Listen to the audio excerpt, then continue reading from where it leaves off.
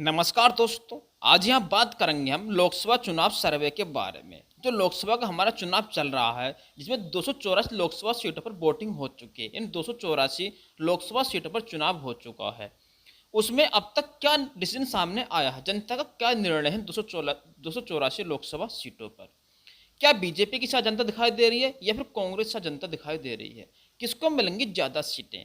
284 लोकसभा सीटों में से बीजेपी के खाते में कितनी सीटें जा सकती हैं या इंडिया गठबंधन ने कांग्रेस के खाते में कितनी सीटें जा सकती हैं अब तक के 3 फेज में हुए लोकसभा चुनाव में? बताया जा रहा है जनता के द्वारा कि बीजेपी को अब का नुकसान उठाना पड़ेगा, यानी बीजेपी को 284 सीटों पर भारी नुकसान का सामना करना पड़ रहा है अब तक के हुए चुनाव में। अब नुकसान वोट प्रतिशत के मामले में है या सीट के मामले में, किस मामले में बीजेपी को नुकसान है और कांग्रेस को क्यों फायदा हो रहा है अब के चुनाव में 2024 के में, कि 2019 के मुकाबले 2024 के लोकसभा चुनाव में कांग्रेस को अधिक फायदा मिलेगा।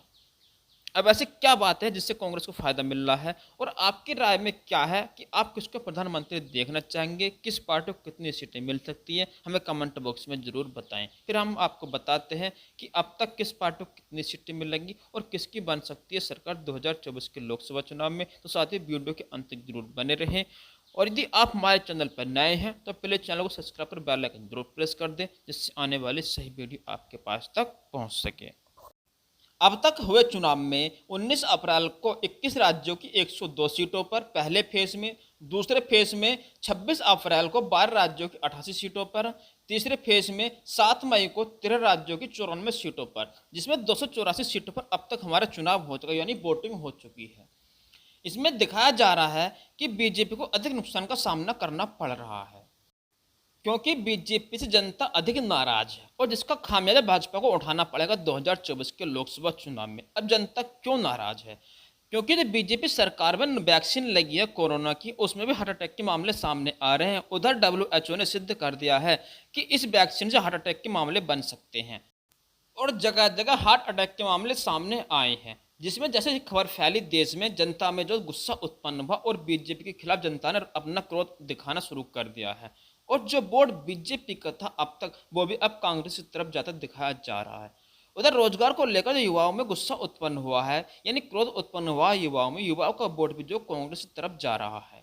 आपके युवाओं ने कह दिया रोजगार नहीं तो सरकार नहीं, यानी बीजेपी की सरकार नहीं, अब मंदिर मस्जिद पे सरकार नहीं बनेगी, धर्म पर सरकार नहीं बनेगी।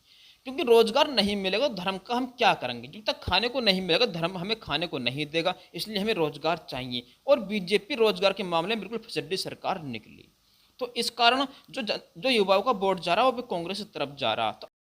तो अब तक के ओपिनियन पोल में बताया जा रहा है कि 284 लोकसभा सीटों पर जो हमारी वोटिंग हुई है, चुनाव हुए हैं अब तक, उसमें कांग्रेस को 160 से 170 सीटें मिलने की संभावना है। उधर बीजेपी को 95 से 200 सीटें मिलने की संभावना बताई जा रही है। अदर्स को 15 से 20 सीटें मिलने की संभावना बताई जा रही है अब तक के हुए लोकसभा चुनाव में।